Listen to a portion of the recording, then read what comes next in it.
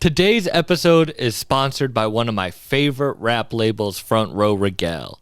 Started by my good friend Rock City Mark, legendary rapper Ito, and Jay Rios, they are the go-to for real hip-hop.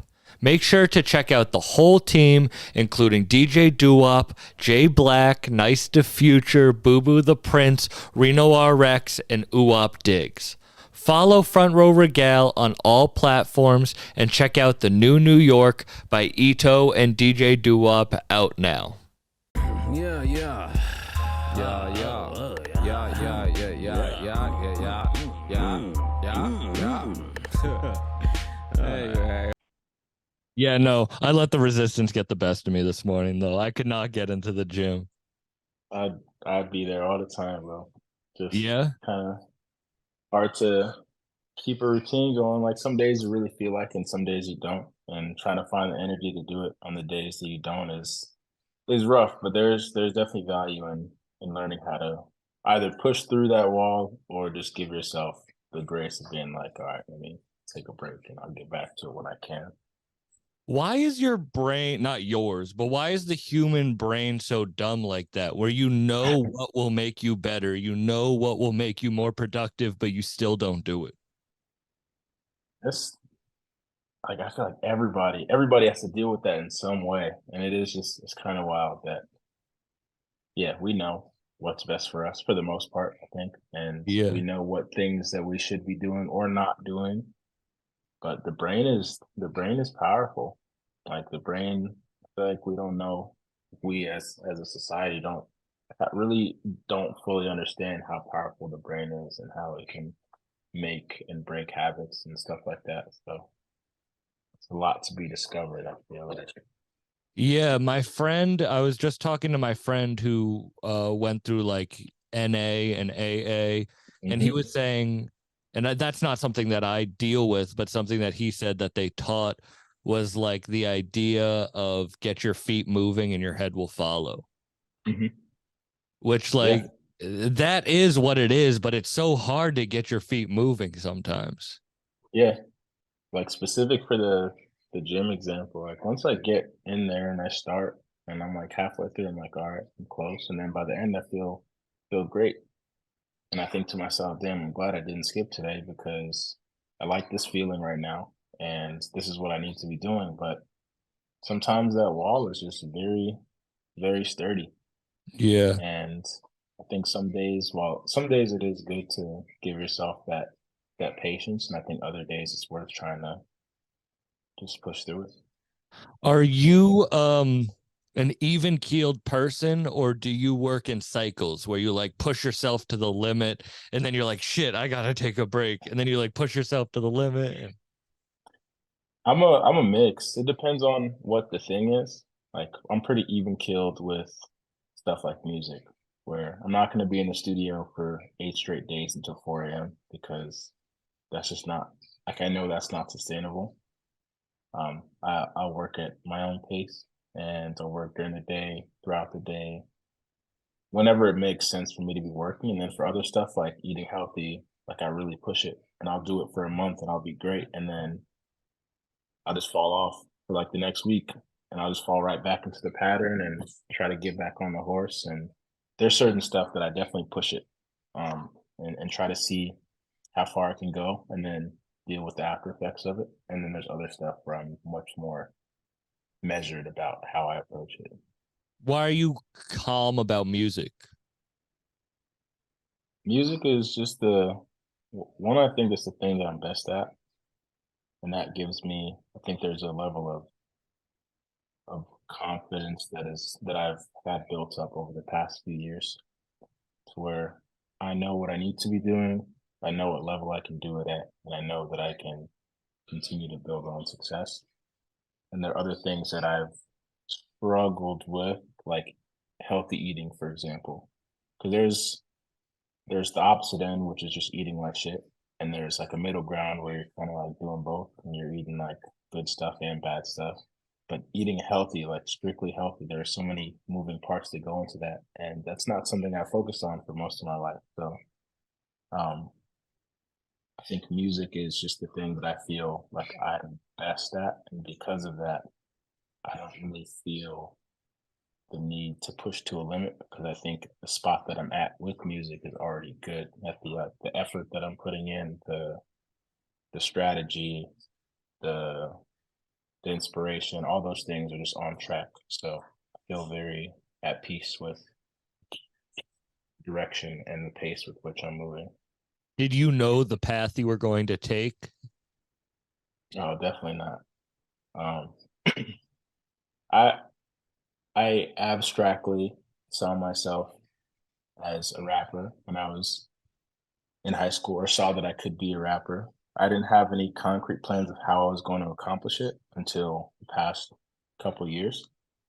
So up until that point, I didn't really think about how it was going to happen. It's the idea I think that everybody has when they're young and starting out, like, oh, I just need to get people to hear this and I'm gonna blow up.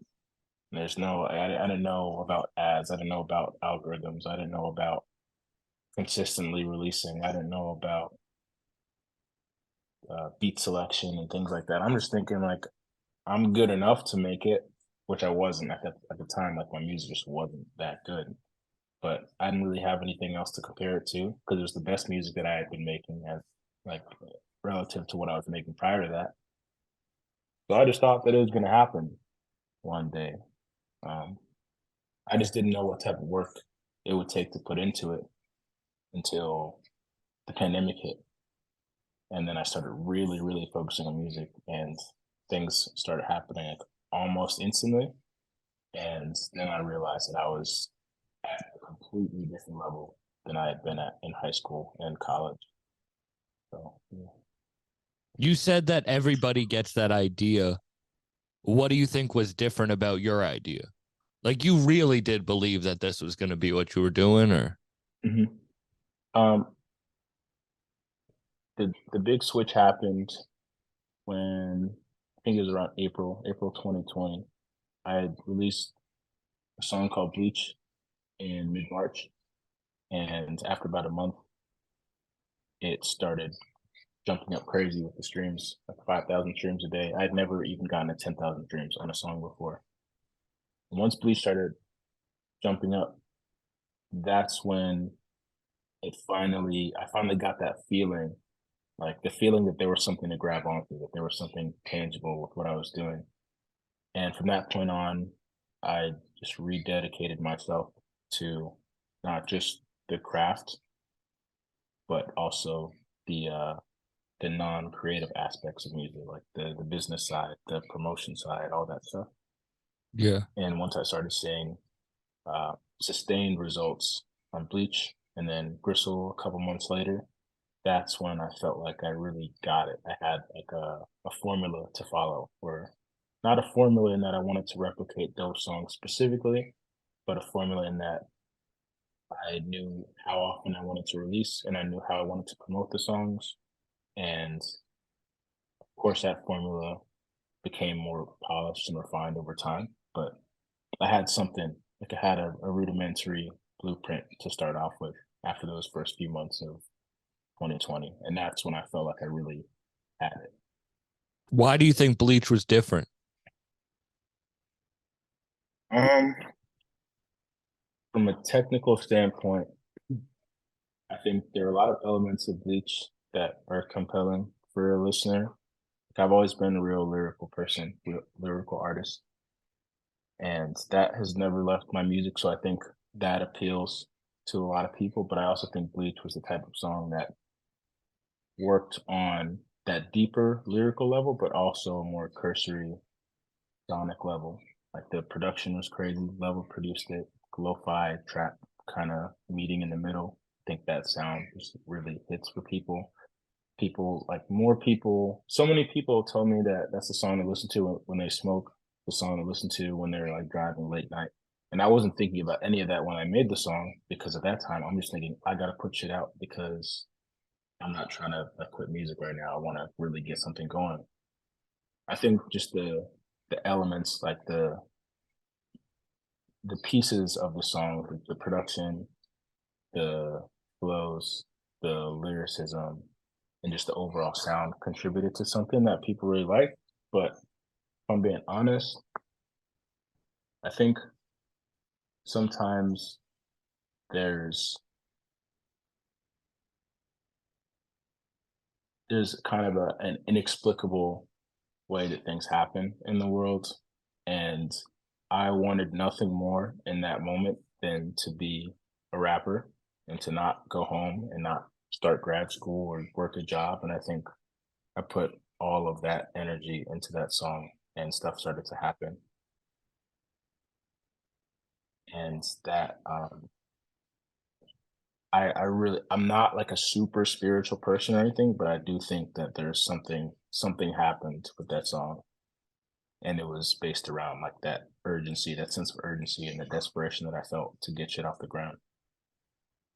That thought of giving up can push the right person to not, if that makes sense. Mhm. Like, it's funny, when the pandemic hit, I had to take myself seriously too. Like, I didn't beforehand because that was just Yeah, life. But when yeah, faced with the shit, you got to adapt or you're going to fall behind. yep, You had to, certain people learn to pick up the pace. yeah.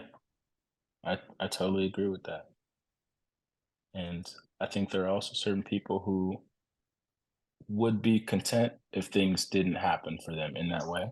Like, all right, well, if I don't achieve this dream, then I can go do this other thing and I'll be fine. And I don't think that's a bad thing, Yeah. but I think there are also like I would never make a judgment on that type of attitude, but I also think that there are people who refuse to have that backup plan, or who don't do well with the safety net idea, or who just don't want to go to that. They just don't want to go to the plan B. And I Yeah. didn't want to go to a plan B. I really didn't want to go back to school. My college experience burnt me out academically, and I didn't want to go work a regular job either because I knew I wouldn't have been happy or fulfilled. This So is a weird yeah. comparison, but have you ever seen the movie The Menu? I've heard about that a lot. I was gonna start it a couple weeks ago. I haven't started it, but Okay. I know I've been you're hearing like a good food, things. you're a very big like Yeah. food guy, so I didn't know. But there's a scene in that movie, I don't want to spoil it, where the guy's like talking to the chef under him, Uh-huh. and he's like, "Do you want my life?" He's like, "Not my accolades, not where I am, but do you want my life?" And I think that's when I see that scene in that movie, and I wonder if it'll hit you the same way when you see it. But that's what I hear when I hear you talking, that some people want what it is, like want the idea of it, but they don't want what it actually is, like what Hmm. the grind really means. Yeah. Yeah. I think that's dead accurate. Because I didn't want what the grind meant. You know, like I wasn't the amount of work that I put in, not just to developing the craft of rapping, but also into the business aspect, the non-rapping part of things. The amount of work that I'm putting with that stuff now compared to before the pandemic, it's like a million times more if I could quantify it. A million, a billion times more. I didn't want to work. Like I wanted to release music and for that music to blow up. And I had no idea of any of the stuff that was supposed to happen in between point A and point B, but it was because I didn't want to. Like I wanted it to just happen. Yeah. I would drop projects and then be discouraged when people didn't, stream it a bunch and share it a bunch. And I refused to recognize that one, my music wasn't that good at that point, and two, I wasn't doing anything else to promote it. Like I was just putting it out and like sending the link to people that I knew and saying, "Oh, just stream this, share this, comment." Like people hit you in the DMs. I'm sure people hit you in your DMs all the time. Yeah. Like, comment, share, all that stuff. And when you're not really ready to do the work, that seems like the work, and that seems like in and of itself that that's enough work. But It's just not. And I wasn't ready to do that work until my back was really, really against the wall and I was in a spot that was not comfortable. Was there a moment?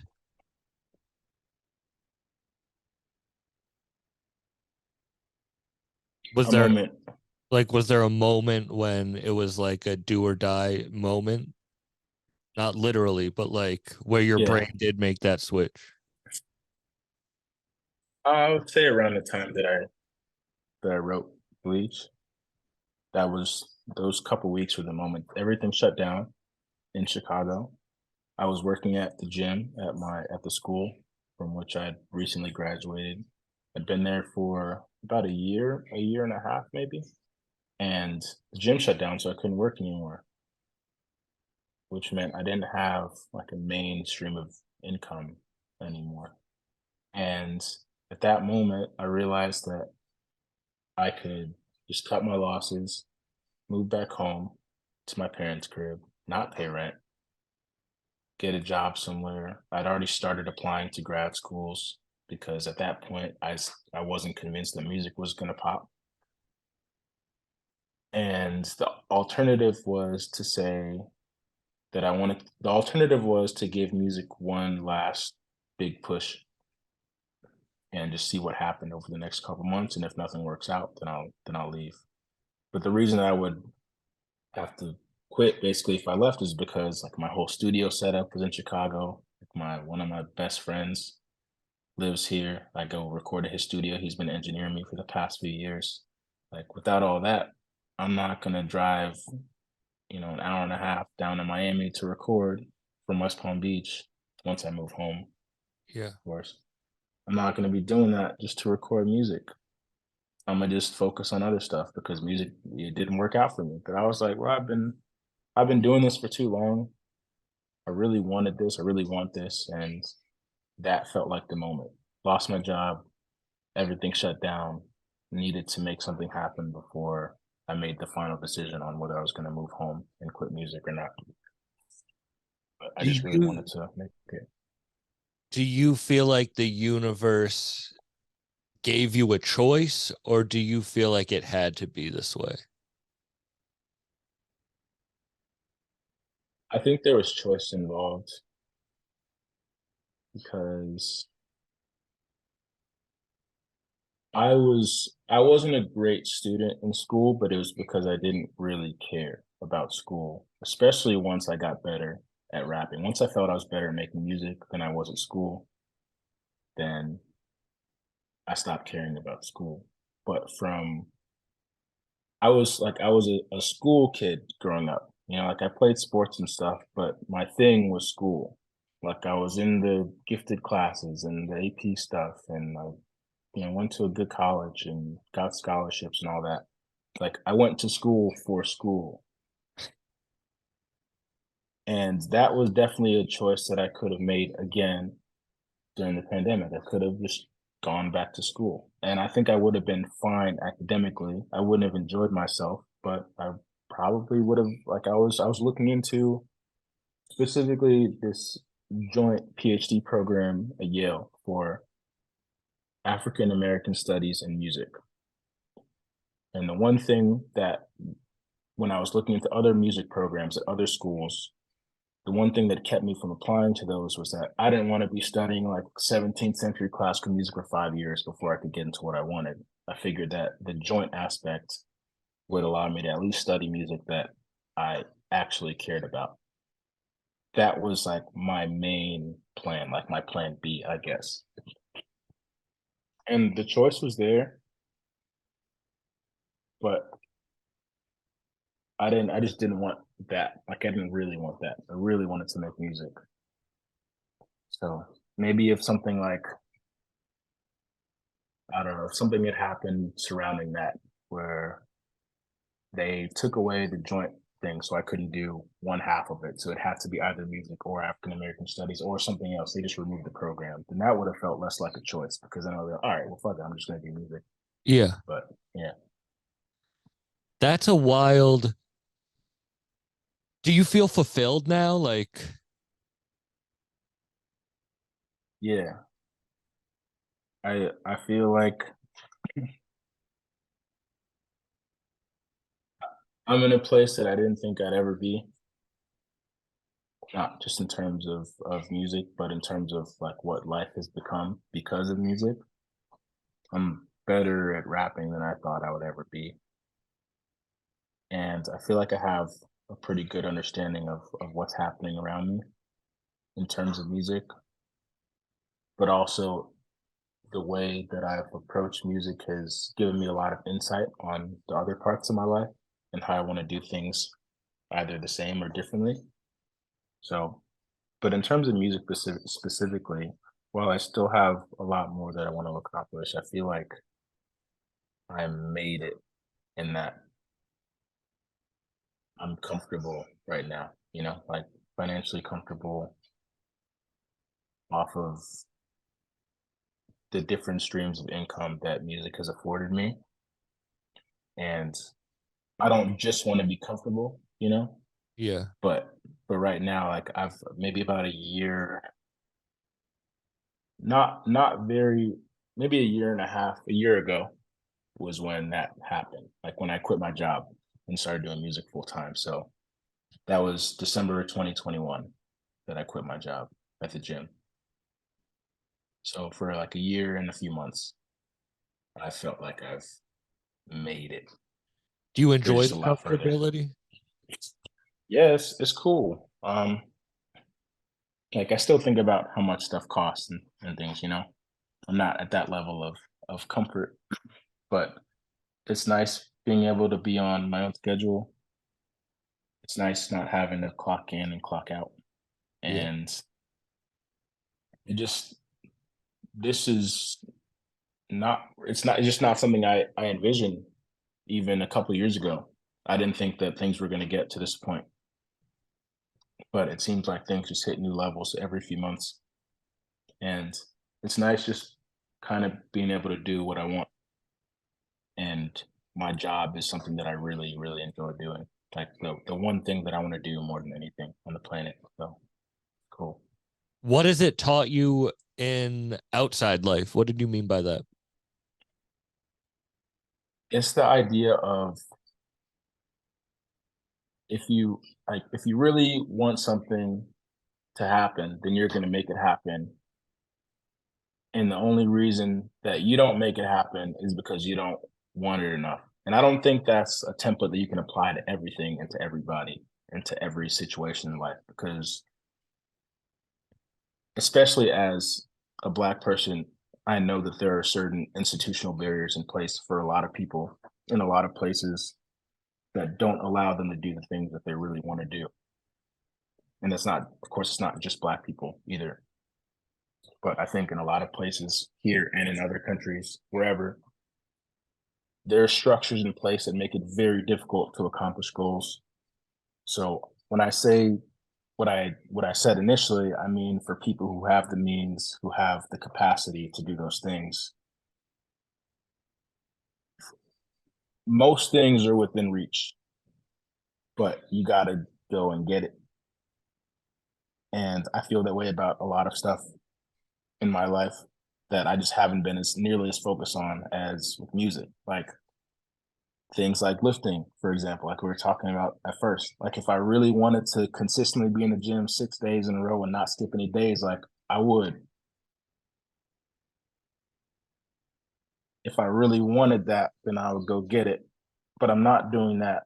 So like at a certain level, I don't really want that. And that's fine, but I think that's something that I don't think it's a bad thing if you don't actually want it, if you dig deep and find that you don't. But I think it's important to find that you don't and figure out the reasons why you don't and figure out if that's something that you actually do want at some point. And that's kind of what I look at everything in my life through. Like that's the lens that I look at everything through. Like, oh, if I wanted to learn how to make some dish, like some fancy dish or something, then I would.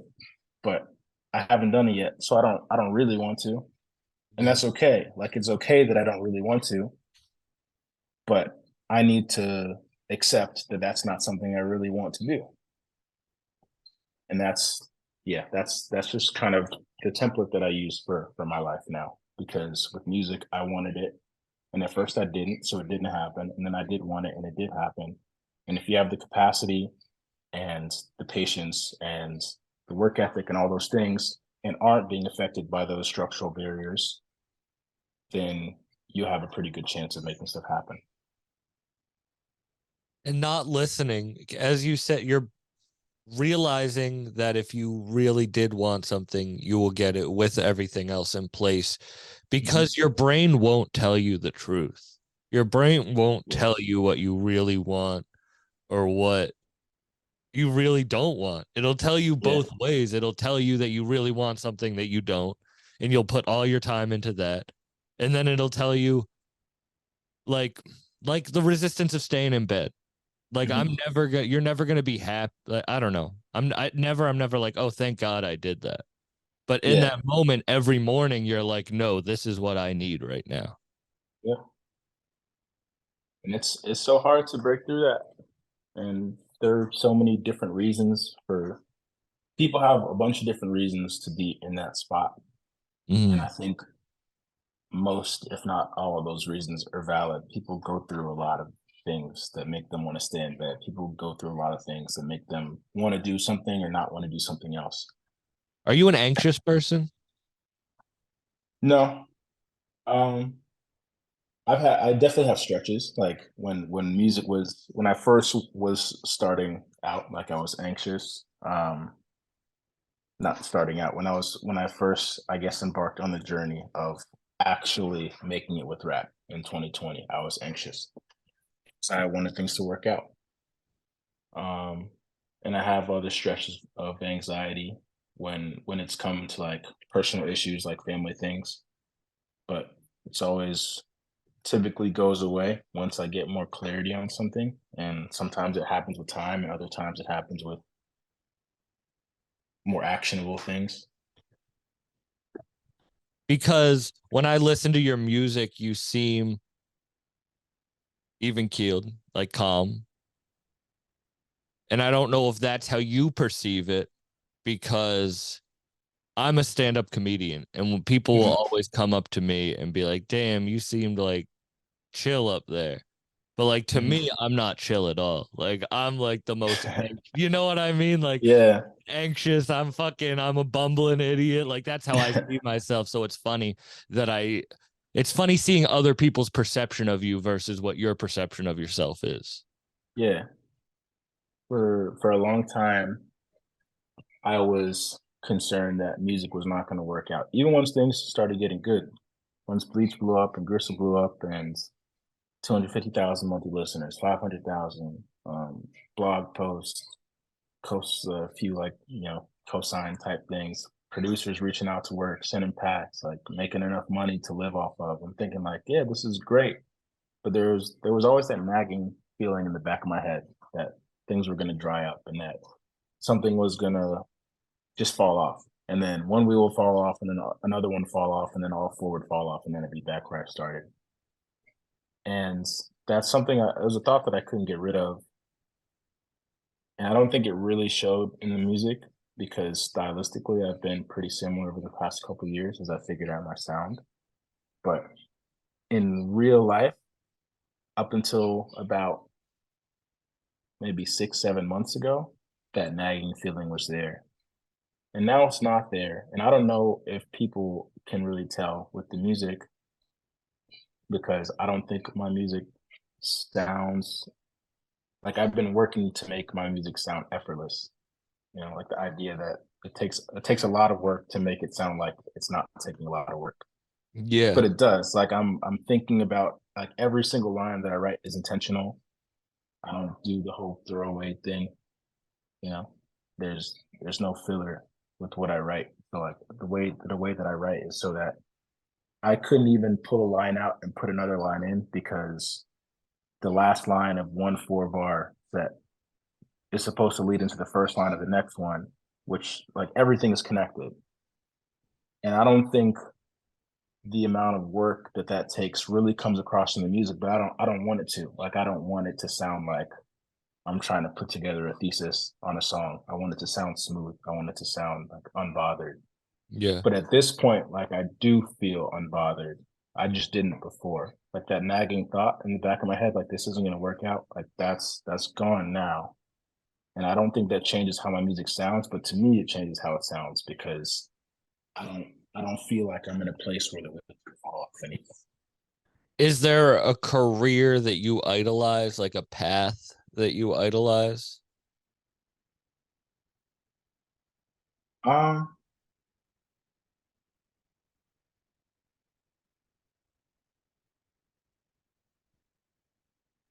I really like I really enjoy sports. I think professional athletes are the career that maybe I don't most idolize, but they're the first one that comes to mind because that's what I consume the most, I think, out of anything else. Just the amount of I think it's often attributed to physical dedication, but there's a lot of mental dedication too. And I play basketball a lot for fun, like competitively, but it's like it's fun for me because I'm not getting paid for it. Yeah. And just there are certain days where like I'll be playing really well or whatever, like maybe one of the best players in the gym for a day or two. And then I think about how much better like the average NBA player is. Like I'm glad this is something I see people talking about more on social media now because I wasn't really seeing it before, but all these guys who are being chopped up as scrubs or, the last guy on the bench, like they're killers. Yeah. NBA, NBA and WNBA, like all levels of professional Yeah, they'll basketball, kick anyone's ass. anybody, Anybody, like you can't go one no. Yeah.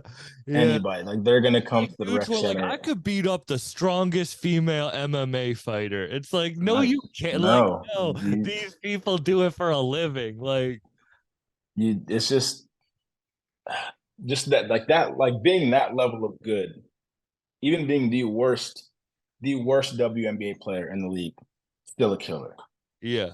Like the worst NBA player, the last person on the bench for the worst team in the league is still coming to the rec and is going to look like Michael Jordan Oh yeah, compared to the everybody else. people on practice squads are the best people on a fucking D1 team, you know? Like Yeah. it's crazy.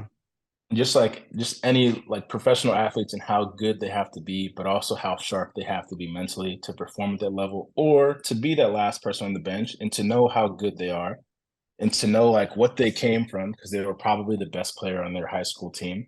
They're probably the best player on their one of the best players on their college team. And now they're not touching the court at all. But like to have the fortitude to not be discouraged by that and to continue being like supportive and then when they do get those chances to excel, like ideally they do. Sometimes they don't, but I just think it takes a lot. It takes more than people give them credit for. And of course, like they make a lot of money. I think that helps. Like I know that helps.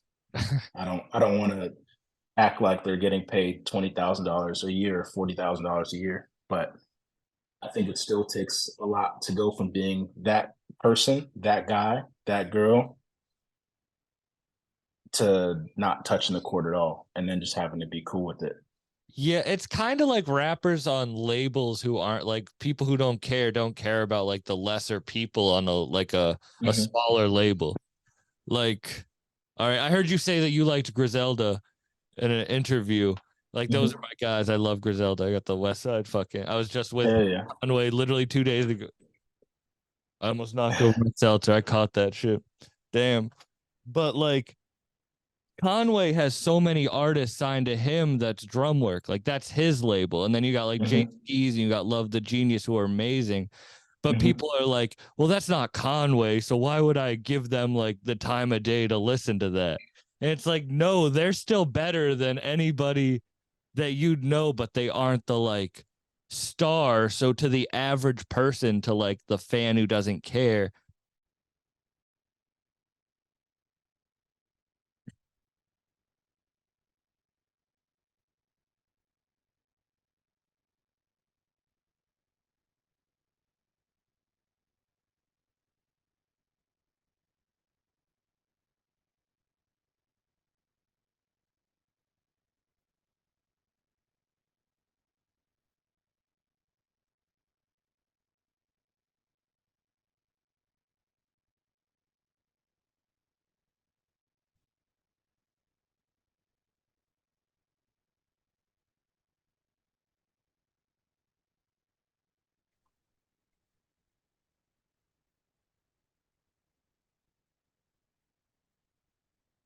I have no idea what happened.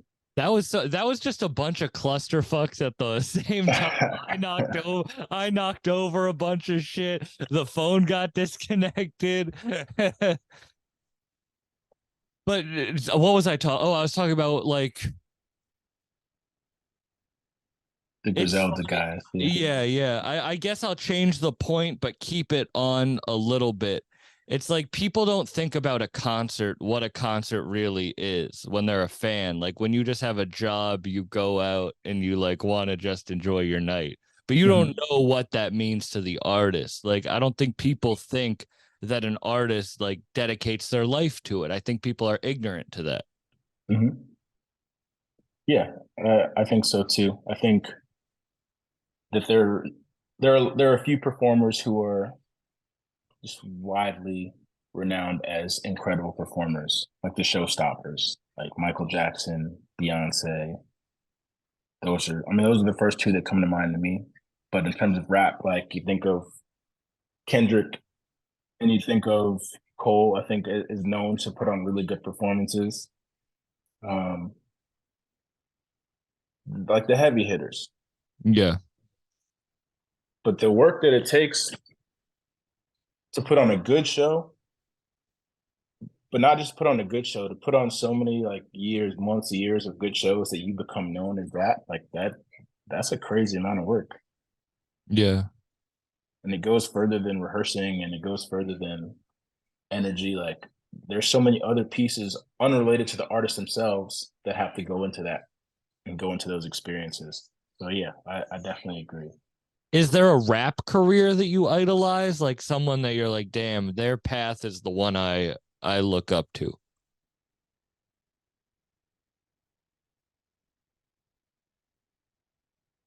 I heard a song. I went back and listened to a West Side Gun song from I think 2005. It was the first track on. I think the album was called FNIC, Yeah. Mm-hmm. and I was listening to him rapping, and there were so many things that he was like the way he was rapping and the things he was rapping about were so similar to how he's rapping now, 20 years later. And the past 4, maybe 5 years have been like the emergence of Griselda into the mainstream.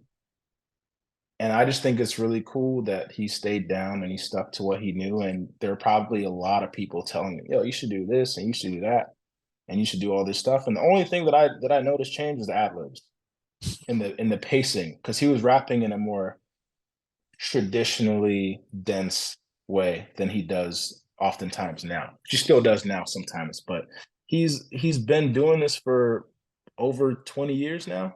And he's finally like, I don't even know if mainstream was his goal, but he got to that point from just sticking with what he felt was right for him.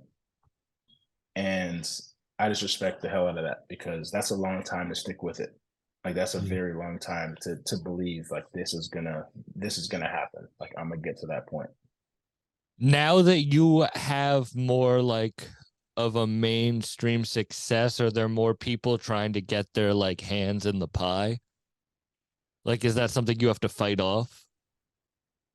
Yeah, people people will reach out with business opportunities, with investment opportunities, with deal offers, things like that.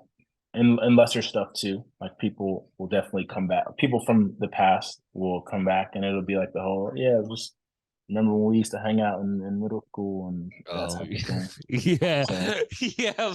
I got yeah, one of those DMs about this morning. just yeah. From a business standpoint, it definitely happens. I think people are trying to get in on the relative ground floor. And also like personally that does happen too. But it's just in a way it's flattering because I feel like that means other people can see what's about to happen. And I feel like a lot of big things are about to happen too. So I know I'm not alone in that because they wouldn't be trying to hit me up and offer me certain stuff if they didn't think things were about to pop too. Yeah. So it's a pretty good barometer, I would say, of where I'm at and where I'm headed. But I mean, musically, are people trying to like change your sound? Yeah. Yeah. People have been doing that for a while. People are trying to have input on my production. People are trying to have input on the way I rap, the direction I'm going in creatively. And the reason I wrote Gristle in the first place, which was April 2020, was because hella people up until that point, and even a little bit after, were telling me that like lyrical rap was on its way out, and that I should be doing more catchy hooks and melodies in my songs and all those things.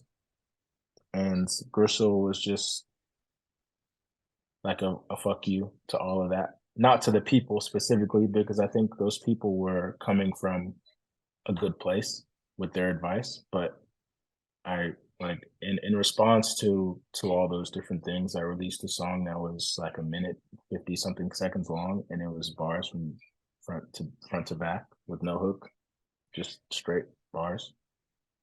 And it popped. And that was the only justification, validation, whatever you want to call it, I needed to know that I just need to stick with what I like doing. And if it's good, then people are going to like it. And I could do a bunch of other stuff too, and that might pop, but I'm probably not going to like it as much. So what's the point if I could just pop with stuff that I really like doing? Yeah, and that works for you when you stick to your Yeah, guns. That works for you. yeah, I mean, you and it, specifically, I mean, everybody, but you specifically, like, why would you ever step away? But yeah, that and it's does seem something that's scary. I would say with the money, you know what I mean? Like, be like, you read so many people get offered big chunks of money and then have to change who they are.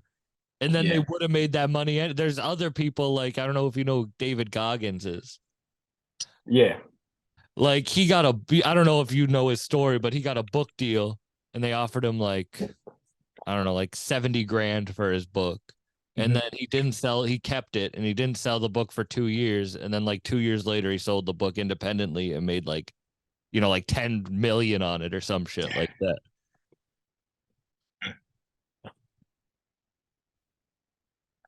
the the thing about the deals, a lot of the deals, not all of the deals, because I've been offered some things that, after more careful inspection, were pretty fair. Hmm. They like deals aren't meant to be artist friendly, you know? Like most deals, label deals, I think even distribution deals, like the one I think most label deals, most distribution deals are inherently predatory in that they're targeting people who don't have money, and they're trying to convince people to sign things with terrible terms for them in exchange for an amount of money upfront that would immediately alleviate their financial situations. And a lot of people sign those deals and then end up in really fucked up situations because they needed that bread at that one moment. And if those same people had money coming into those deals, they'd be like, no, like I want to restructure this and that and that, and I want less money up front in exchange for these changes. But a lot of people don't have that option for real. And at all the times that I've been offered deals, like I had that option, and I was able to send my contract to a lawyer. Like I was able to do all these things to make sure, like my brother has a law degree. Like he just graduated from law school a few years ago. He's getting his PhD now. Like I could send my stuff to him. My mom was an attorney. I could send my stuff to her. Like I had not only a support system in place, and my engineer is the smartest music mind that I've ever met in my life. Just knows the ins and outs of all the financial shit ever about the music business. I could send it to him. Like I have people on my team who can check on that stuff for me. And even if I didn't, I wouldn't have to sign anything because I'm not broke. Yeah. And that's not to shit on people who are broke because I was broke. But when you're desperate, like you might grab some money that isn't like that has a lot of strings attached that you're not really worried about because you're trying to pay rent or you're trying to help your family out or you Yeah. got kids or you know. Financial literacy is like, you see how many people win the lottery and go broke. You know, Yeah, and that's yeah, kind of like what a deal. You can sign a deal and then blow that in one purchase. You can get $100,000 check and blow that on a house that you can't pay. The yep. taxes for every month. Like, I just like I a few maybe about a year ago, I got offered a deal that was worth low six figures, like $100,000. So like the lowest possible six figures. yeah, but still six figures. And half of it would have been in the form of an advance. And I think the deal was either 3 or 5. I think it was like 5 years or something like that. And I basically wouldn't have been able to generate any other income outside of the deal. Like it would have been that advance that I had to live on for maybe it was 3 years. I can't remember the exact number of years, but like it was an amount of money that at that point I would have made back in like 6 or 7 months. And they wanted me to sign away all my shit for 3 years or 4 years or however many years it was. And at first I'm like, oh shit, $50,000. Like I'm hype as hell. I'm like, I'm about to be like rich. I never even seen this much money before. And I sent it to my lawyer. I sent it to my brother. I sent it to my engineer, Chill. And my lawyer was like, I asked her all these questions like, would I still be able to sell features? Nope. Would I still be able to like, would I be receiving royalties from music? Nope. All these questions I'm asking her just no. It's like, this is my money Yeah. and And I then got to pay taxes after on it 3 years, you're making like 20 grand a year at the end of it. and I got to like release all these songs with them. And she was like, and what a lot of these labels do is they'll have you like, they'll make it so that you can only work with in-house producers who are charging $2,000-3,000 for a beat.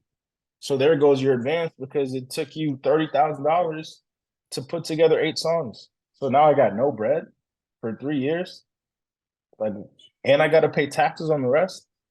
And after like thinking about it and like thinking about how they thought that they were gonna like reel me in with that, I was like, this all fucking sucks.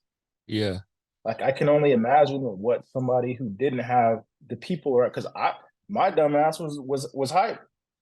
I had no idea how to like read through the minutia of the deal and like understand what was being asked of me and like what was going to be taken and what was going to be allowed. I couldn't do that myself.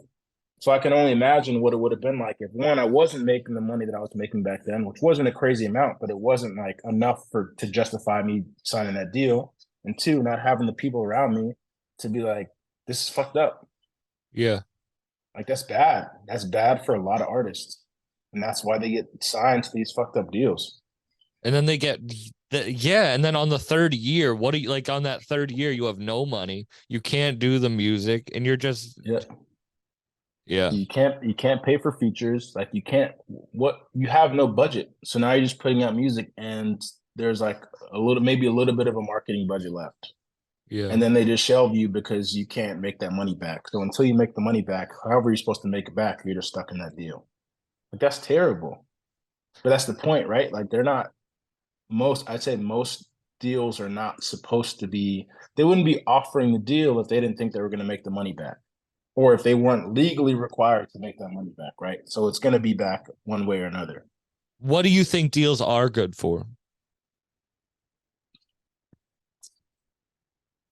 I think deals are good when structured in an artist friendly way for ushering artists who wish to be in the mainstream into the mainstream. I think that's one thing deals are good for. I think there are more too. I haven't really thought about it because I don't really want to sign a deal like that. But Yeah. if you want to, if you're a big artist and you might benefit from the marketing boost that one of those deals would offer you, like maybe that's worth it.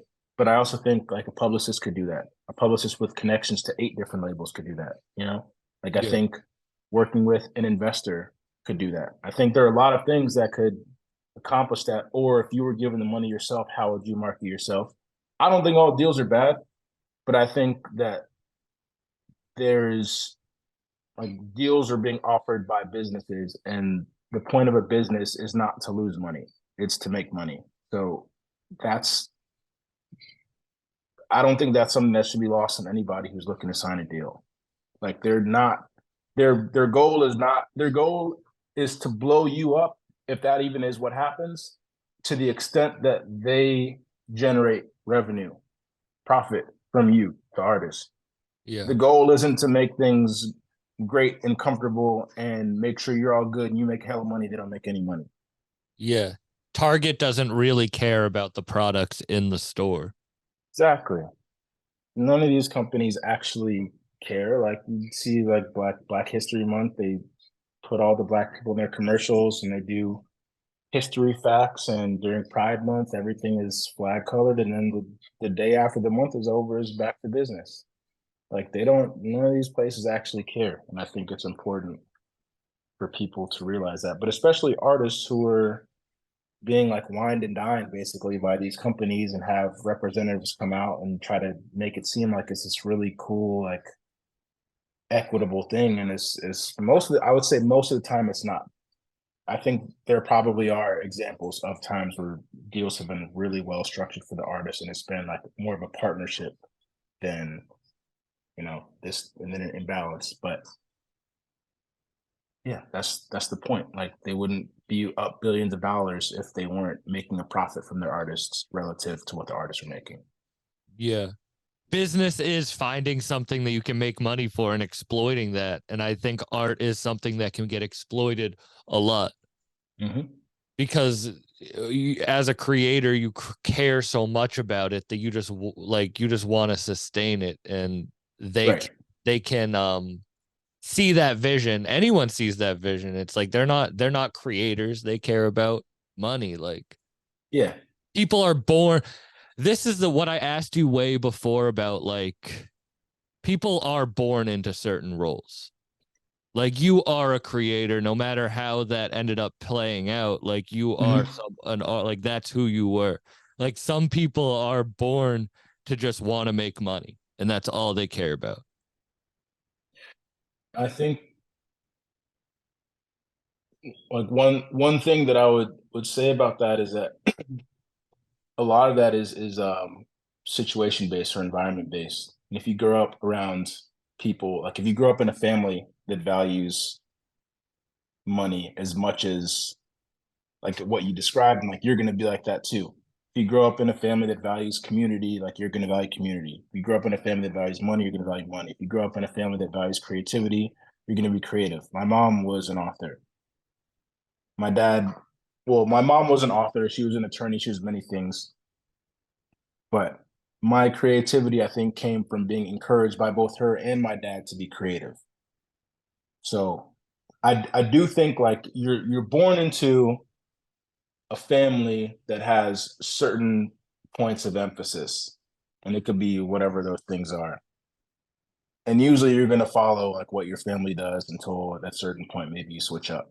But yeah, I agree like in a lot of ways that your parents are like the type to nickel and dime and all that stuff, and just trying to get a leg up and trying to make money in whatever ways they can think of, and that's what they value, and that's probably what you're going to value too as a kid, and then as a teenager, and then maybe as an adult you learn to have a different relationship with money or with other people, but that's your template.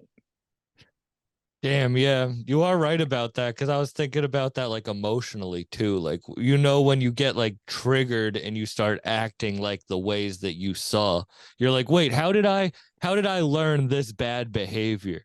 And you're like, there's a direct correlation of, oh, that's how when someone's reacted this way, or something like this happened, that's how I reacted. Yeah, and you could have had an incredible upbringing with very few things that negatively affected your life, and you could have had a terrible one with a lot of things that affected your life negatively. But one thing that everybody has and everybody undergoes as kids is like bad experiences that kind of shape how you see stuff. and you could have hella you could be born into hella money and go to all the best schools, but you're still gonna have bad experiences. And you could be born into no money and whatever, and you could have some great experiences with like a nurturing community or parents who like really love you and really support you and all. And poverty fucking sucks, Yeah. and a lot of people are born into poverty, but those like good experiences exist outside of socioeconomic situations, even though I think they're also greatly crafted by those socioeconomic situations. But yeah, a lot of people just have like people have shit that goes on in their childhoods that eventually they start reacting to stuff that's similar and like, oh shit, let me like figure out like, oh yeah, this happened when I was 8. This makes sense. Like, let me do something about that. Or this happened when I was 11. Like that. Yeah, that's real. And when you're a student, like you said, once you started learning about music as like a business and being a student, that's what emotionally you have to be a student too. Like I think Mhm. people forget that you have to keep learning. And I think I say people, meaning me, like I forget that I have to keep learning no matter what. If I want to grow, I have to be a student no matter what. No matter what Yeah, it is, I have to be able to be willing to suck to if I my brain wants it. I have to be willing to suck to get better because it's not just going yeah, to start. yeah. That's some of the advice that I give the artists who reach out and ask for advice. I'll tell them that you got to get used to failure, and you have to learn how to move off of it. And you can allow yourself some time to like recover if you are feeling discouraged or whatever. But it's gonna happen, and it's gonna happen a lot. So you might as well get used to it now, because I can definitively say that I've taken significantly more L's than W's in the past 3 years, and it's not even close. Still, like I'm having a great time right now, but I'm very far from getting back to 500. But that was what got me here. Like that was the process. Like failing got me here, Yeah. and learning how to respond to that failure, not just emotionally, but also like logistically, that is what got me to the point that I'm at. So I think like learning how to lose is really important. I appreciate your transparency on that. And that 500 Yeah. is cool because it's like my dad used to say, batting 300 gets you into the Hall of Fame. Right. You know, like That's real. Yeah. if you hit 300 your whole career in baseball, you're going to be in the Hall of Fame. And that's failing 7 times out of Yep. every 10. When you think of any sport, it's like that too. Like think Yeah. of Steph is the best shooter in the history of the universe, probably, like including all the other planets and galaxies. And he's shooting what, like 40, probably 43% from three, something like that. Like for his career, 40, something like low mid 40s. Like that's an F on a test, you know? Yeah. Like in perspective, like he's missing significantly more shots than he's making. And everybody else is just missing a shitload more. But that's the perspective, right? Like you're not going to hit on everything. You're not even going to hit on most of the things. But that doesn't mean that you're not going to hit, and that doesn't mean that that's an indicator of like how successful you are. Like that's just part of it. Yeah. He's willing to try and fail no matter what. Mm-hmm. Did you ever try that pork? That pork that was on your cover? Man, I did. I so So did you like that transition right there? I, I had no prepared questions other than that. bro, that pork was it. I did like the transition too, because I randomly got hungry like 5 minutes ago. No, my stomach So is literally growling. I'm like, damn, is the mic gonna pick it up? I have a homie in West Palm. His name is Eric. He runs a storefront called Palm Beach Meats, and I linked with him for the first time a few months ago on a trip home. Like I saw a newspaper clip. My dad be reading the newspaper, and I was like, oh, I should go pop in, like see what this dude is about. Really cool dude, family owned restaurant storefront type place, and they sell exotic meats. Like they sell wagyu from all types of different Japanese prefectures in Australia too. And they sell mangalitsa is one of the things that they sell. They don't have like the big cuts, but they have pork belly, and I think they might have chops too. And I picked up some of the pork belly, maybe a couple months ago when I was home, and I made some of that, and it was yeah. You It's trusted different. yourself with a piece of meat like that? You have good confidence in your cooking. It's gotten like it's definitely gotten there. Like I've learned to become more cautious since meeting him and like going to his spot and buying stuff because if I'm gonna buy like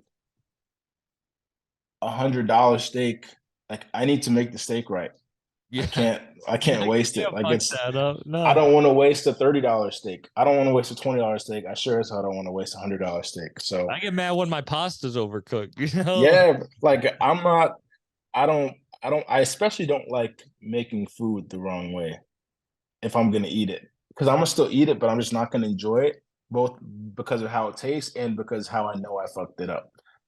That's So it's hilarious. just doubly That's how I unenjoyable. feel about rolling a shitty joint. I'm not even I don't even want to get high off this anymore. That's how I'll be. I'll be like, bro, I'm not even trying to eat. Like I'm gonna do it, but I'm not even trying to eat. But yeah, I tried the pork belly, which is a lot easier to cook than a steak because it's just like cooking Push. bacon in a pan and yeah, just different. Like Was it the amazing? Was it worth it? Like, definitely worth it. Yeah, definitely most definitely worth it. I think it was like it might have been like $14 a pound or something. I can't remember. So it wasn't like crazy like the steak, but yeah. just the flavor is I think like bacon is great. Regular bacon, like store-bought bacon is great. That's never going to change for me. But that was like the next level of bacon. Yeah. And I didn't know how much better bacon could be because bacon is already amazing, but it turns out it can be a lot better than it I'm gonna have is. to try that now. Yeah, bro. The Do you have pork do you have belly. your favorite meal of all time? At Like this point, experience you've had eating, not like dish. my favorite experience. I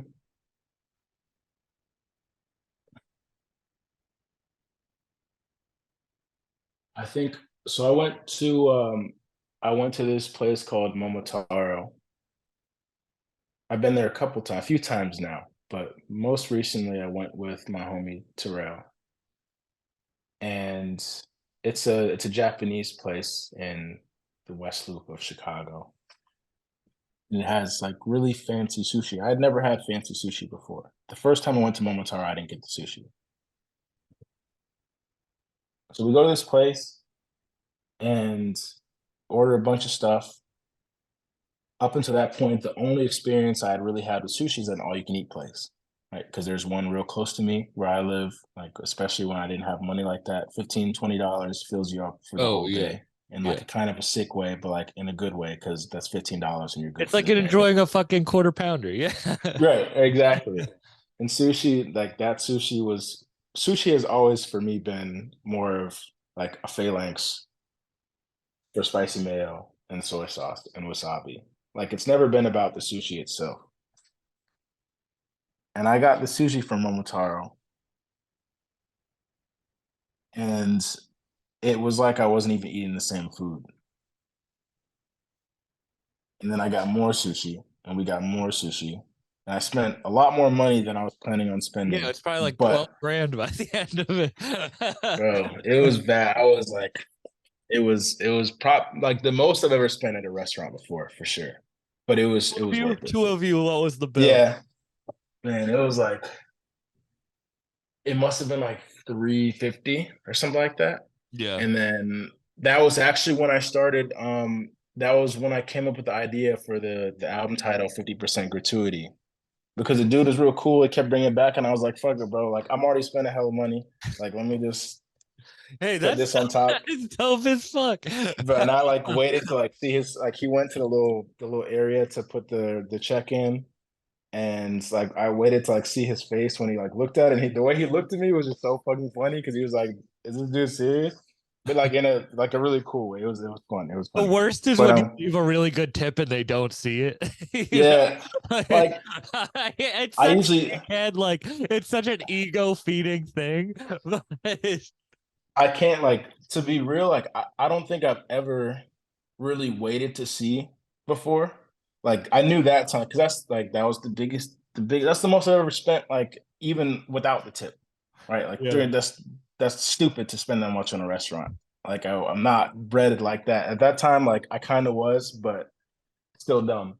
But I was like, we were just like in the perfect line of vision with each other. And like the way he looked over was just like so bewildered. And I was like, a couple weeks later, I was like, oh shit, that would be like a crazy concept. But anyways, the sushi was like from a different planet. And it's changed the way that I view other sushi, but not so much that I can't eat it. I just think of them as two completely different foods. Oh Like easily yeah, the best yeah. sushi I've It's ever like a had. steak And and a shitty cheeseburger, you know? yeah, like a McDonald's cheeseburger versus like a cut of like Takamori Wagyu or something like that. I'm You still gonna enjoy the cheeseburger. Like I'm not a food snob. Like I'm trying not to eat fast food, but not because I'm like turning my nose up at it because like I know it's not Me that too. good for I'm on me. a kick from no fast food. Yeah. But I went to I would Chick-fil-A still the fuck other up a day. cheeseburger, you know? You say you went to Chick-fil-A? I went to Chick-fil-A the other day. I broke. Like I would still fuck up a cheeseburger with mac sauce, like no doubt. I'm just trying not to, but Yeah. not like in an elitist way. I just don't want to feel like that after I eat. What's the best Um, dish you can make? Like, what's your go-to dish? if I had to like combine it from all the like make a composite, I would say like a wagyu with truffle salt, like just pan seared. And because those are really simple, you don't have to do too much. You don't have to marinate it. It's already so flavorful. And then truffle mashed potatoes.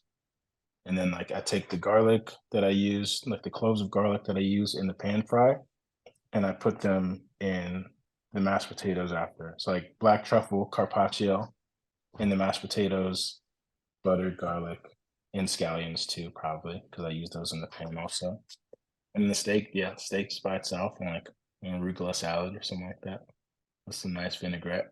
I don't make the vinaigrette though. I always just get it because that's like it's a lot of extra work. But You're yeah, steak. passionate about cooking. Like you're It's gotten that way for sure. And I didn't really care too much before. Like I would make food, but I didn't I didn't really think of it as art until more recently. And until I started at eating at and from places that have like I guess upper scale foods and Mhm. experiencing foods like that and going to Palm Beach meats and having Wagyu for the first time and just knowing that there's a lot more out there than what I've been eating.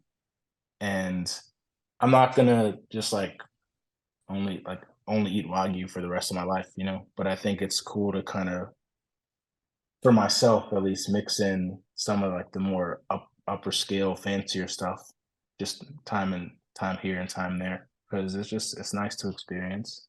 Yeah, and it's But cool yeah, that you rap about too, because like my parents, like we wouldn't go on vacations. We'd like save up to go to a nice restaurant. I Like that, like that. so Yeah, like that's what we did growing up. Like, all yeah, right, we'll save up for a month and go to this nice restaurant. Like, so I appreciate it. Like, and I appreciate listening to stuff like that too. yeah.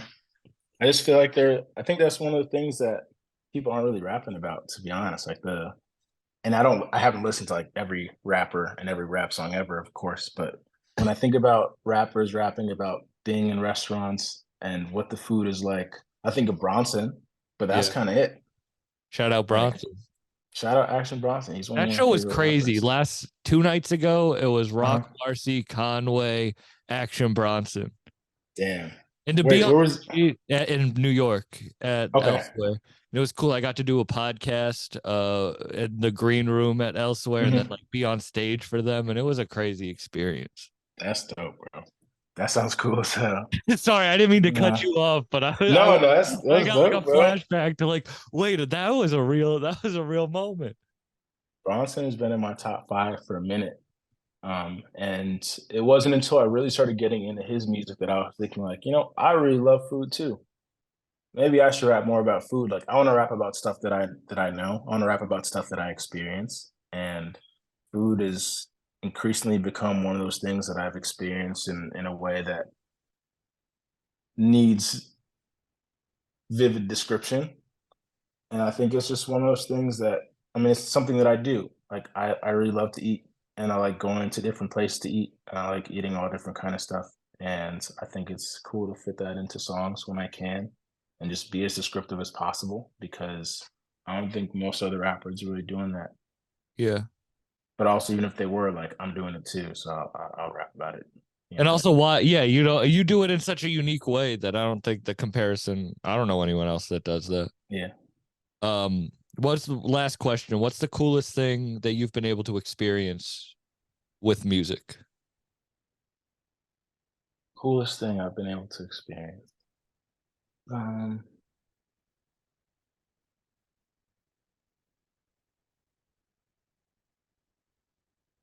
I think it's like having all of my bills paid from like streams. Like I can't I don't think I can point to a specific event yet. I've experienced a lot of cool events and stuff, but just being able to live this life and my rent's paid.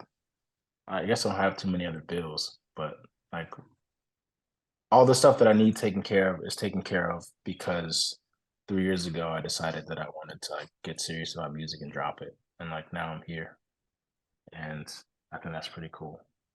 That's beautiful. Yeah. That's beautiful. Thank you very much for doing this. This was an awesome conversation. No, thank you for having me, bro. This is fun. Where can people find your stuff? All the DSPs, Spotify, Apple Music, um, SoundCloud if it's on SoundCloud, Title. Yeah, Black Sam with V's instead of A's for because I think at a certain point I wanted to be like the only one, you know, like to Yeah. populate the search results. So yeah, Black Sam with V's instead Are of you a A's. Samuel? Oh no, I'm a Ben. My name is Ben for real. Oh wait, But really? I yeah, so my name's Sam. I was like, so Sam, the Sam and Black Sam is short for samurai because the first I learned of the Black Samurai Yasuke like a while ago, a few years ago, and I just thought it was a dope story. Like this black dude who just Euro step slavery completely, found his way to Japan, and then became a samurai. I was just like, that's fucking wild. yeah, So initially, my name was Black Sam with A's, and then there were like 8 other Black Sams and like 35,000 other Black Sams on SoundCloud. So I was like, I got to do something, but I want to keep the same name. So Sam was really short for samurai. I'm so Yeah, glad I asked that this whole time. So your name's Ben. Okay. yeah, That's funny as fuck, man. Thank you. That's a dope ass name though. Thank you for telling me that story. so This whole time though, I was thinking, oh, I was like, damn, like we're both Sams and we have a similar way of thinking about shit. But we are. most people just call me Sam anyways, and Yeah. I don't correct them because like I don't know if they're calling me by my rap name or if they think that's my real name, but it's just like yeah, I answer to it. So yeah, But anyway, I really appreciate your time. Hopefully link up in person sometime and I can't wait to hear what yeah, else you got coming out. appreciate that, man. Appreciate your time too. All right. Peace, man. Yeah, yeah. Yeah, yeah. Yeah, yeah, yeah, yeah, yeah, yeah, yeah, yeah, yeah, yeah. Hey,